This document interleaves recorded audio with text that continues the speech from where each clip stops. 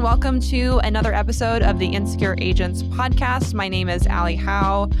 We are here today at the beautiful Bellagio Hotel on the backstage of Black Hat here in Las Vegas. Today, we have Ian Livingstone here with us today from Keycard Labs. He's the CEO and co-founder there to discuss Auth as it relates to AI agents.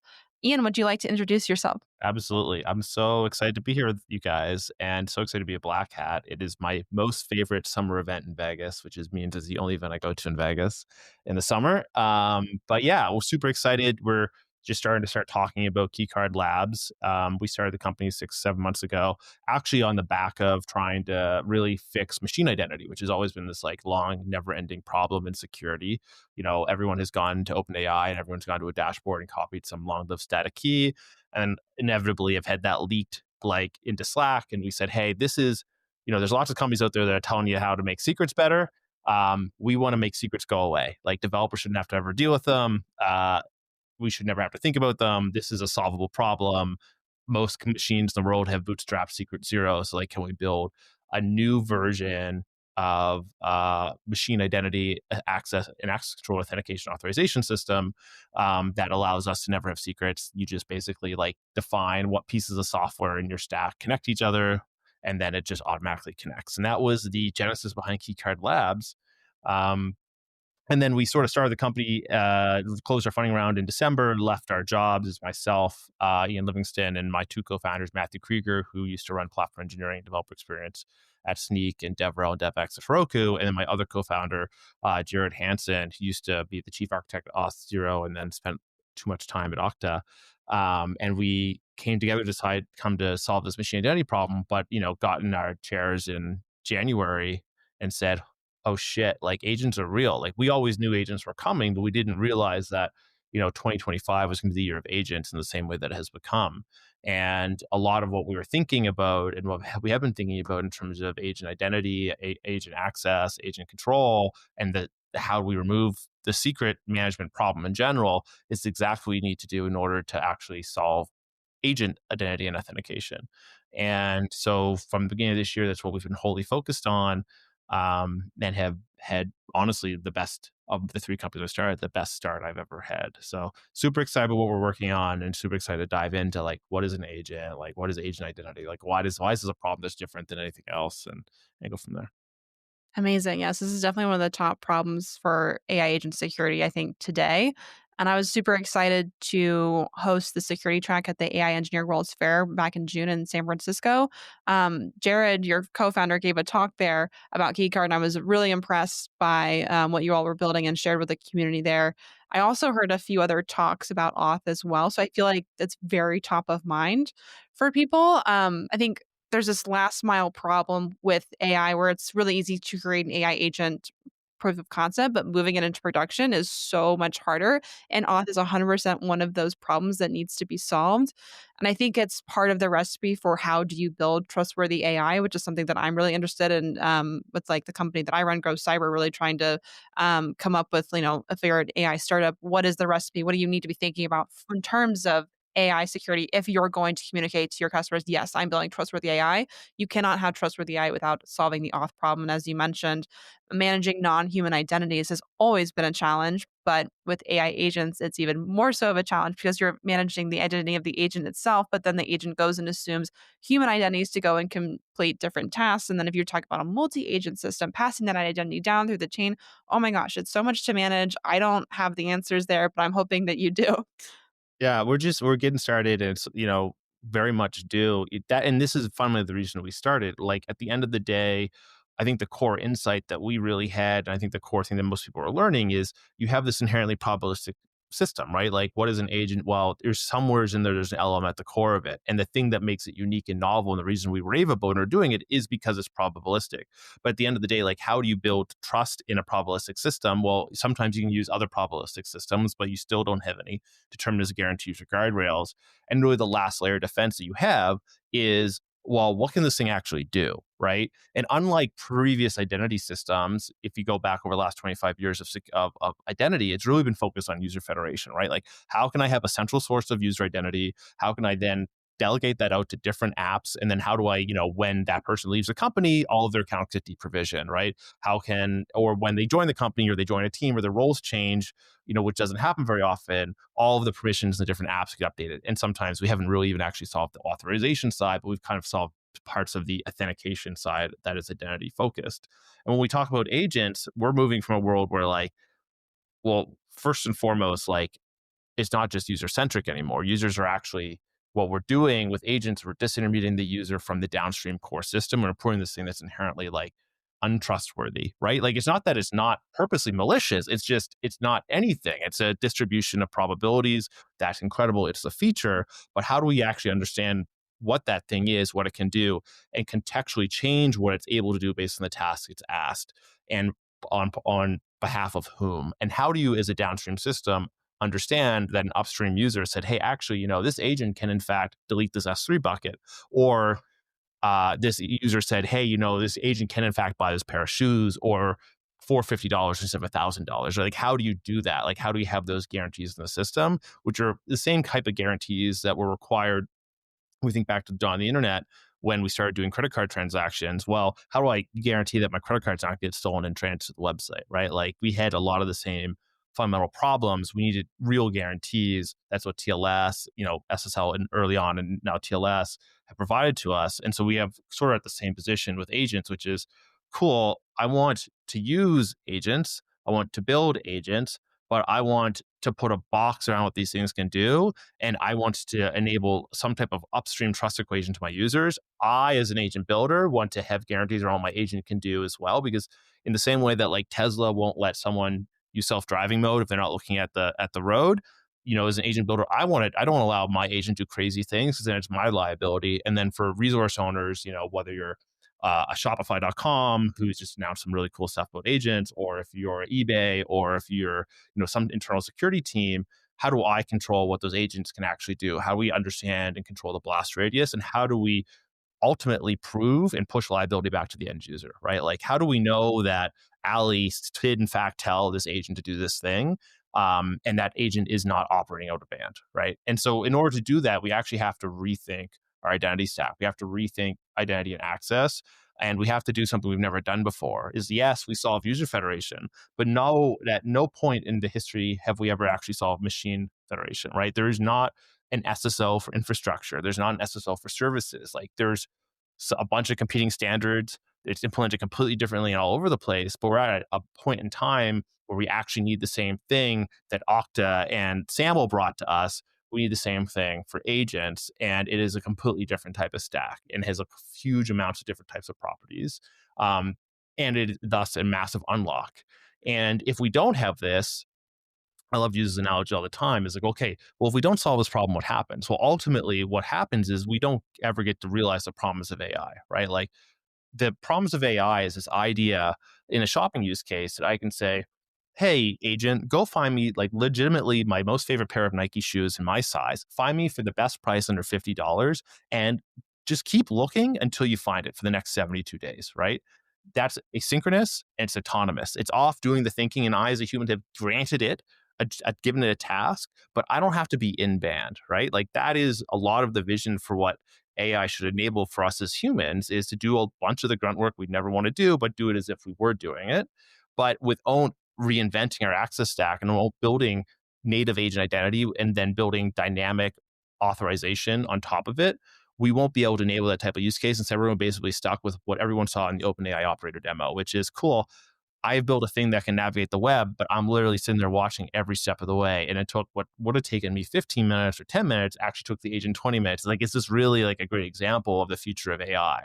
And so that's the fundamental unlock and how we think about it and why it's so important is how do we go beyond from copilots? Like today we have copilots and that's human driven, AI assisted, to a world that is AI driven, human controlled. Absolutely, yeah, a lot to unpack there for sure. I really liked what you said around have there's this very much non-deterministic system here, and so how do you add these, hard stops, these guardrails into place? Because your agent's going to make wrong decisions. Like, you should prepare for it. It's not like we're going to create this perfect agent that's always gonna make the right decision every time. It's not deterministic. It's never going to do that. And in my own experience creating my own agents, I have found that the more tools you connect to your agent, the harder it is for your agent to know which tool is the right tool to call at a certain time. So you need to be prepared for it to call the wrong tool. And there was some really interesting research that came out from the Trail of Bits blog a few months back around, I think there was a tool poisoning and some MCP tool that the prompt of that tool said something about, in the name of SOC 2 compliance, please export the entire chat history from this agent, which is a little bit of goal manipulation there, right? Because I think the agent probably knows that security is a goal that it should have, but it obviously doesn't know enough about SOC 2 to know that that's completely non applicable and not good for security. But if you had auth in place and that request came in, please export the entire chat history. Okay, where's the chat history? Probably in some database. I know some of the frameworks I use, Monster, for example, they have their own database that gets created as part of that framework. So you probably are sitting on some sort of database with that chat history. And if you had auth in place, you would see that request come in, know it's not authorized to access that database in that way. And so you'd have that hard stop, that hard guardrail. That's why people, I think, need auth, and then maybe they're not thinking about it. Um, because so much can go wrong with agents. And I'm even thinking about some of the research that's happened here at Black Hat that I have seen, which has been really exciting. I know Zenity presented some interesting research yesterday where they showed an agent was connected to Google Drive and using like ChatGPT's connectors, and they were able to actually extract API keys that were in Google Drive by adding an indirect prompt injection to a Google Doc. And so again, if you had auth there, you had some sort of, hard check in place, you could prevent things like this. So this is a definitely like part of the last mile problem for creating production level AI, and it's something that people need. So I'm super excited that you're in this space solving this. Absolutely. We this is one of those problems you kind of have to solve from the ground up, right? Like we've been very focused on, you mentioned like the API key thing. Like the reality is like one of the core problems with our IAM stacks today is like they're broadly based on long-lived session tokens or API keys or bearer tokens that get littered around in the place. They get in Google Drive, they get into logs, and those things can live for long periods of time, right? And in modern systems, yeah, you might have a time limit of like 24 or 20 hours on login sessions and they expire. And that's sort of how sometimes in the user world, we have like negated some of the risk associated with these long-lived sessions. The problem with agents is they're hyper ephemeral, they're hyper fast, and their behavior patterns are incredibly unpredictable, right? So like anomaly detection doesn't really work in a situation where you have the core feature of an agent is actually task dynamicism. Like the core thing we want to enable is the fact that I build an agent once, and as I give it data and tool access at inference time, it can take on net new tasks and solve them very well. Like that is the core unlock that agents promise to us, and do it in a way that's asynchronous and autonomous from the human.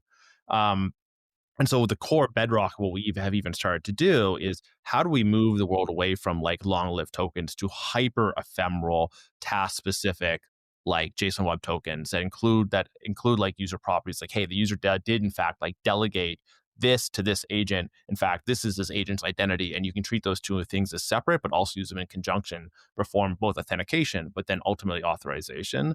But as you build up from that like ground level, so now I can identify a user, I can identify an agent, I can prove that a user did in fact grant this actionability or this functionality to this agent for this time duration under this context, all baked into like a token that you can actually read, understand, authenticate, and authorize.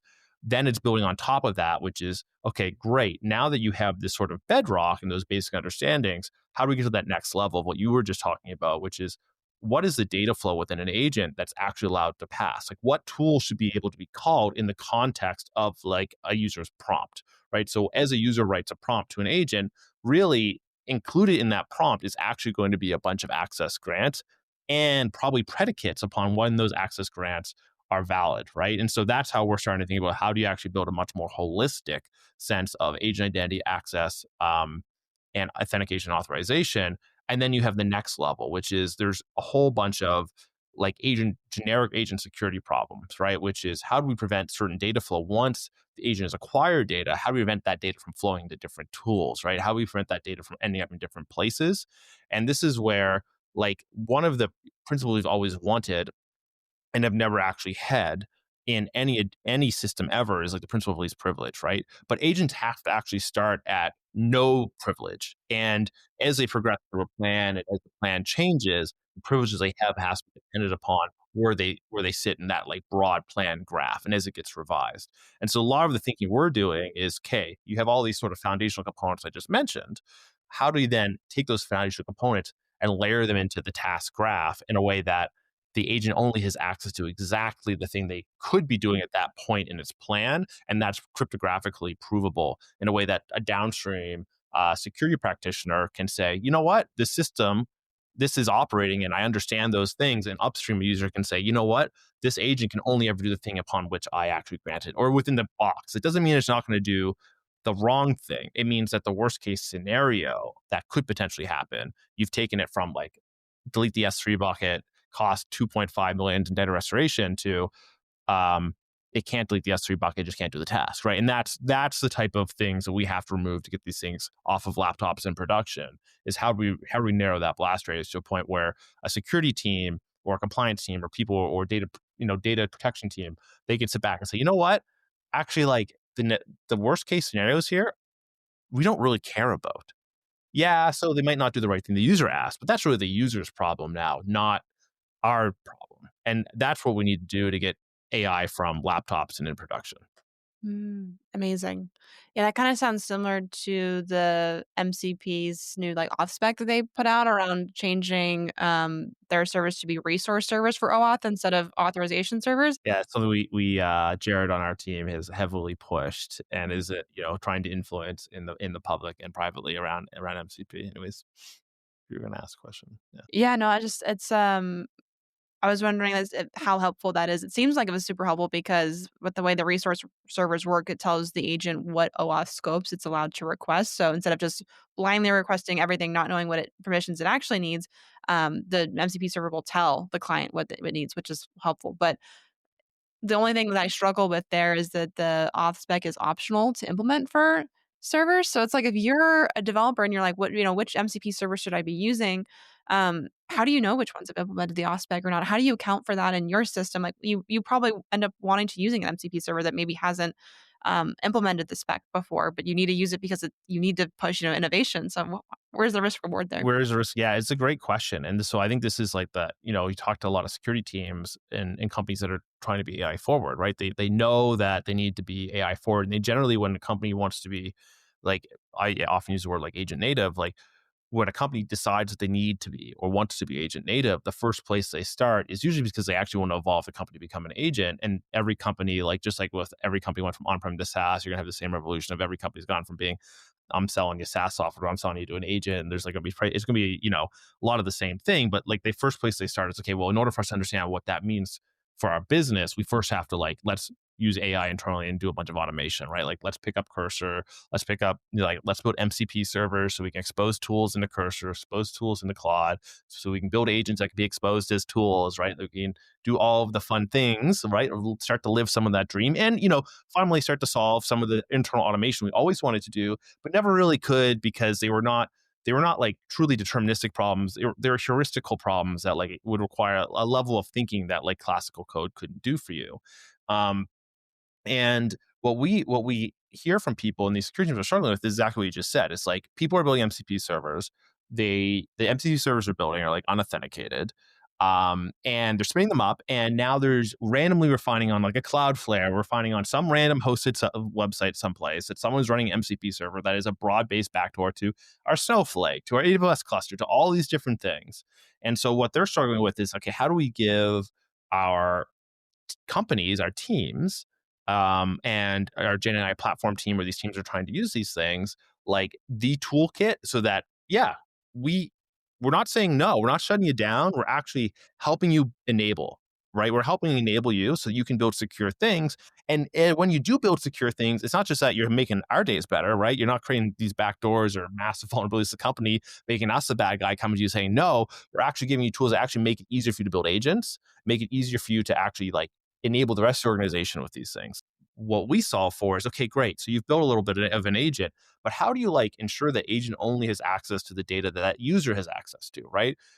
And the reason you want to do that or only has tools that that user has access to, right? For all of the reasons that are, the more stuff you dump into that context window, the worse the results the agent get, right? And so security in the in an agent native landscape isn't just about checking a box for security. It's also about like reducing the probable space in that context window is small and is possible, so that the agent has the best possible path forward and not a bunch of extra trash it doesn't need to understand. And so we've been working a lot with our customers on how do we create a yes and, right? Like how do we make it easy for people to discover like what MCP servers to use and to know that those MCP servers are safe and secure. Know how to like deploy and publish an agent that other people could use. And then know how to build an agent that is much higher probability of working because that agent has only access to the context it actually needs to do the job versus all of the context. And that's broadly where we're at today. And we're incredibly excited about what we're working on. That's amazing. For your solution, where does the technology sit inside of the agentic system? Like, so like, where's the IDP for all of Yeah, these controls?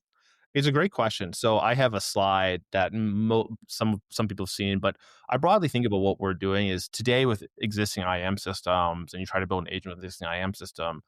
The truth is that like the authentication authorization boundary actually lives inside the agent because you have these broad-based overscape API keys that end up inside the agent to access all these MCP things. Most MCP servers require like long-lived broad-based API key that gives access to everything. The best way to think of what we do is actually we move that authentication authorization boundary over the agent. Like, and by doing that, what you're actually doing is removing the control loop over the agent, right? Because the agent's control loop ultimately is driven by what the agent can do. And yes, you could have some extra things inside, every agent basically being a giant for loop. But what that agent can do in the context of what it's trying to do ultimately is how you have bring human in and out of the loop, right? Yes, you can have access to do this now because you've proven to me that you've done the job up to this point, and I'll grant you the additional access in the task, right? Like I, as an agent, need to come back to the human before I make that purchase to show, hey, I actually did in fact find that pair of Nike shoes. Are you sure you want me to buy it? Yes, right? Like, but that control loop needs to be out of side the agent, not inside the agent. And so broadly, that's what we do. And what are we actually? The best way to think of Keycard is we are like the AWS IAM for everybody. And every single agent in the world and every single company in the world is going to need an internal and external IAM stack that looked a lot like what you get from AWS IAM. It needs to be mixed identity, meaning that it has to both deal with user federation and machine identity federation. It has to deal with like dynamically tasked scopes of roles and actionality. We think of it as per task based, contextual based roles, and that being scoped into specific grants that are time limited and ephemeral and that are highly revocable. So it's easy to revoke. Um, and are only usable by that identity, right? Like using proof of possession tokens. So you can prove that in fact, hey, this agent, it is actually this agent that is actually making this request. It's not like Susie Jane down the street that stole this like bearer token and is trying to use it on outside out of band. And so those are some of the things that we do, and how to think about what we are is we're basically like AWS IAM, but for everything. And you come when you deploy Keycard, you connect us to your existing Okta, you connect us to your existing compute infrastructure. We all of existing compute infrastructure is already solved like secret zero problem. So when your agent starts up, it can bootstrap an identity based on where it's running. It means there's no secrets to deploy, and then it can use that identity to authenticate and authorize with us. And then from there, you can use that identity that we issue to this agent to then start doing some of the things I talked about, like the user delegated workflows and all the other different aspects. Amazing. Yeah, that approach sounds very similar to some of the LLM guardrails that I looked into for an AI security report that I wrote back in January. Some of them sat really close to the LLM, which sounds like your technology sits really close to the LLM to be effective, which I think is the same thing that I found with LLM guardrails, where like people were, the cloud providers were creating them and they would sit pretty far away from the LLM, kind of like at the network level. Yeah. And then there was other ones that were sitting more like at the kernel level with like EIBF or ABF. Yeah, that's the one. Um, Anyways, like it just seemed like the closer you're able to sit to the LLM, the more context you have about what the agent's actually connected to. So you're able to create that context graph, which is how you know like which identities it should be assuming or not.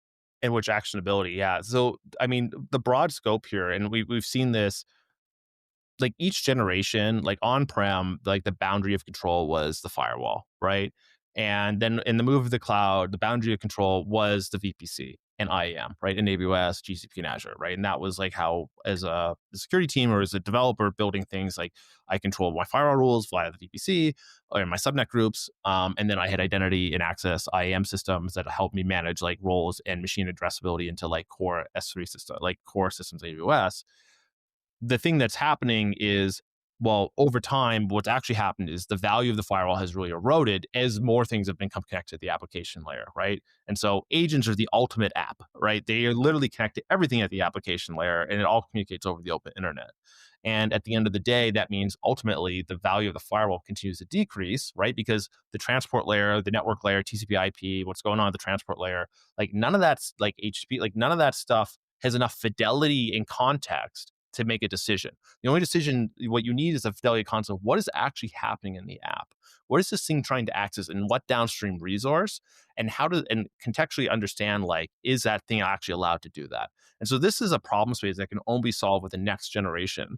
Identity aware. And this is why, CyberArk got bought by Palo for 25 billion. And I think this is just the beginning of identity being, if its next wave of growth, is that ultimately these are app layer identity challenges, and the only way to solve agent stuff is have it deeply integrated into what the agent's trying to do. So you have to be deeply integrated into the LM and under more importantly, like the actual like action graph of the agent itself, and then have a system that lives outside of it that orchestrates the actual access that thing has, right? So the boundary of control has to be outside, but you have to contextually understand what the agent's trying to do, and what the user's intent for that agent was. And that user intent has to travel through the entire system. That user intent also has to be available to the authorization system and also has to be available to the identity system at the same time and available to the upstream resources trying to access, right? Because one of the things you mentioned at the beginning is we're running under, 20 years ago, the model of the internet was user straight line to website, right? And that, like, getting that off the ground was a huge amount of work. But now it's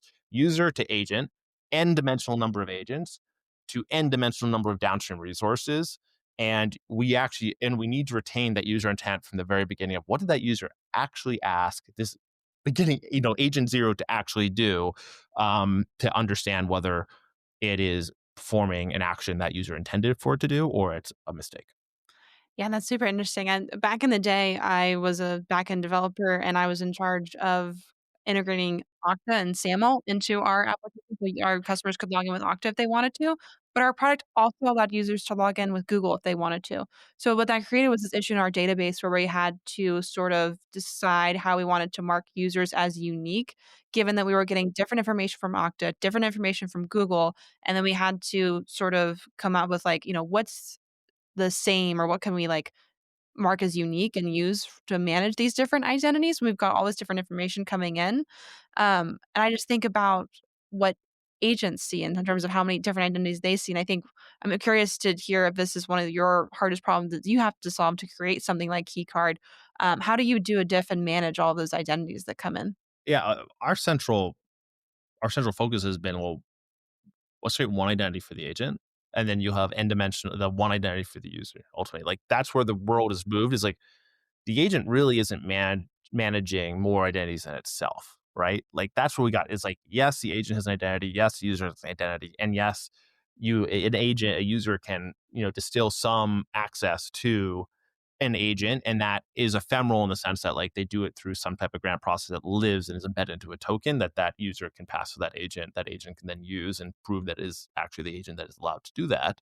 But ultimately, like, I think this long-lived world that some vendors are talking about, which is you're going to be managing like endless number of identities. And when they say identities, what they actually mean is like long-lived static API keys. And it's like that world should go away, right? You should not be managing long-lived static credentials anymore. We shouldn't need giant dashboards, whether that static credential is rotated. We shouldn't need giant dashboards of who's fetched what secrets from what vaults. Like that world should go away and should be replaced with an identity-driven world, that uses a highly ephemeral tokens that are identity bound. That the owner of that identity can prove, in fact, that they are that identity as a part of using that token. Amazing. Yeah, I was wondering too. I've seen a lot of different infra platforms and providers. I know you have an infra-themed podcast. It seems like they're trying to sort of offer everything under the sun that someone would need to ship an agent to production, which sounds great, like on paper. Where they're going to offer like auth and evals and runtime security, guardrails. Like probably not like the best that a single vendor that's all they focus on is going to. But why would a team need Keycard versus like why was someone just have like a unique vendor solely for auth like Keycard versus like installing it from like their cloud provider or their infra provider? It's a super amazing question, actually. And, I actually answer this question all the time. There's a reason that Okta is Okta, and when everyone in the world has Okta is inside the enterprise as their source of identity. And in truth, the landing page for the enterprise usually is Okta, right? Like you open up the web browser and you say, well, what are the things I can do? Well, it's what are the things you can access? What are the apps that are available to you?